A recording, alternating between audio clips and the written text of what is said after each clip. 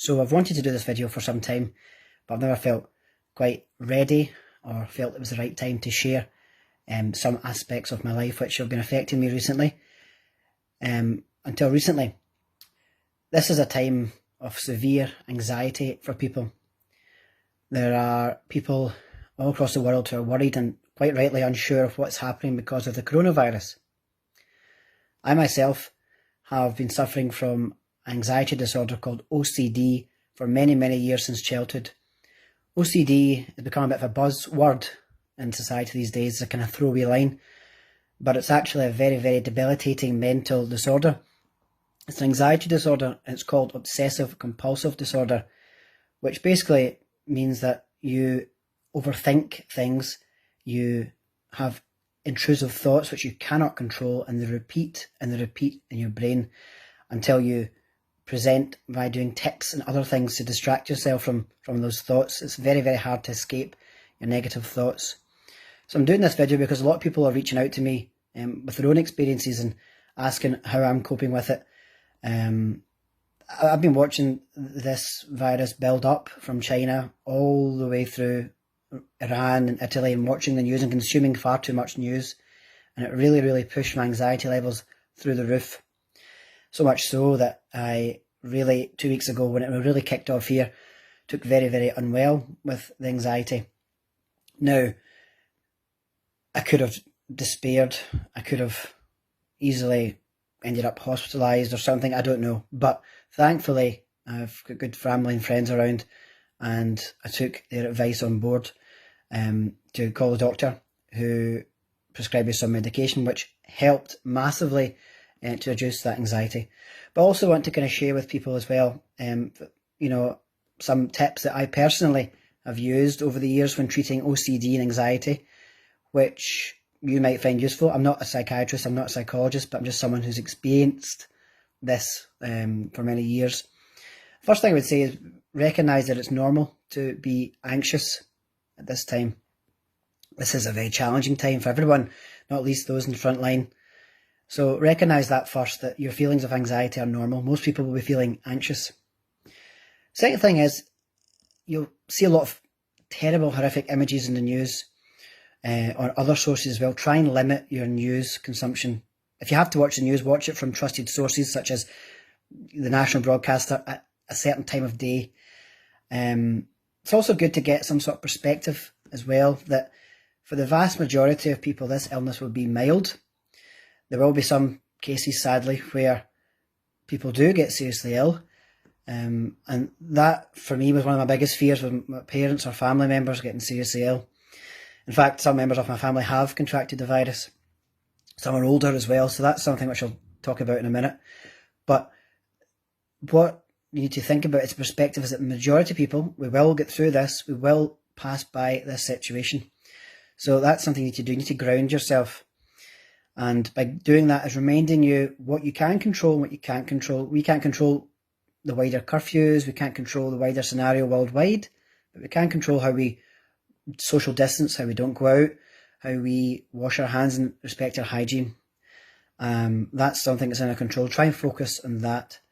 And if you do get intrusive thoughts about things of disastrous scenarios and other terrible feelings, panic, try and ground yourself by just reminding yourself that this is an OCD thought. If depression is sometimes called the black dog, OCD is like the big bad wolf. The more you indulge it, the more it will want to devour you. Do not indulge it. So another tip I would say is, if you are worrying about something in particular, delay that worry. Set aside a time of the day to worry. That might sound counterintuitive, but if you say to yourself, I'm not going to worry about this just now, I'll worry about that in the next hour, then maybe by the time the next hour comes, you won't feel worried. That's something which I found useful to think about. Delaying, and also you find that if you delay your OCD thought, you find it'll be less powerful and less feeling on you, less hold on you. Another thing to do is distract yourself. I think distraction is really, really important, because if you're sitting about all day and you're thinking all day and ruminating all day, it's sometimes best to put something on you enjoy. It could be a TV, it could be film, it could be reaching out to family and friends. No one's really alone.